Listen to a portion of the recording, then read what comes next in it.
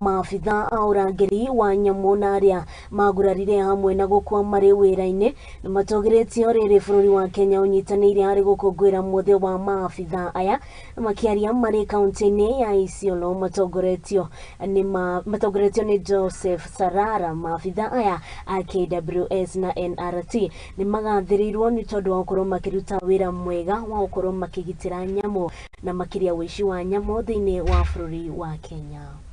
I trained at the KWS Academy for 9 years. So najua ile shida wanapitia.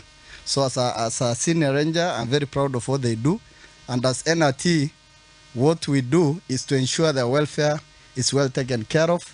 The equipment they need to be in the field, tunahakikisha kwamba tumewashughulikia. Na pia kwa zile changamoto ya kupata katika ile kazi wanafanya, sisi kama NRT tunahakikisha kwamba we take care of that. To work in some of the remotest areas in Kenya, in the county and the world. They cross rivers, not bridges. The best thing that they come across is usually laggers, either with their drift or without a drift. Swollen in rivers. They don't have standardized houses, because you cannot have houses in all the bases, like for example within a rhino.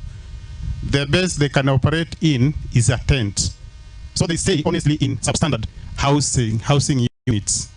But all for the one reason, to ensure that conservation objectives are achieved. Kama tunatumia misitu yetu kwa njia ya kutumia makaa na nini, bado mambo ya makaa iko kwa marufuku, kwa sababu hata Ruto kama alisema tufungue misitu, ile ni ile iko managed privately. Hii yetu msisumbuane na watu wa forest kusema kuwa ati forest imefunguliwa sasa tukate makaa. Hapana. Tuna conserve wildlife na at the same time tuna conserve our forest. Kwa yale majina ya wanyama ambayo ilikuwa listed for compensation, najua tumeshukuru kwa yale ambayo at least mbeleni ilikuwa ngumu sana compensate mambo ya wanyama kuharibu mimea, lakini kuna mnyama mmoja amesaulika. Na sisi kama wafugaji wa area hii tunasumbuliwa sana na huyo mnyama anaitwa baboon, nugu. Ningependa ongezwe kwa sababu mara nyingi tumepoteza watoto wa mbuzi wakikuliwa na baboon sana kwa hizi milima mpaka ile ya juu.